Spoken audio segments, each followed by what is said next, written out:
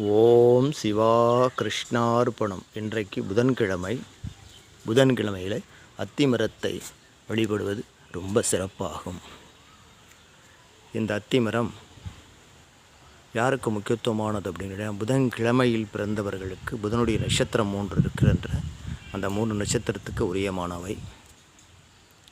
இந்த நட்சத்திரம் புதன்கிழமையில் இன்றைக்கு 9 கட்டங்களாக புதன் பகவான் வேலை செய்வார். இன்றைக்கு மகர ராசி நேயர்களுக்கு அலைச்சல்களும் அதிகமாக இருக்கும், பார்த்து கொள்ளுங்கள். இந்த பதிவை தொடர்ந்து கவனியுங்கள்.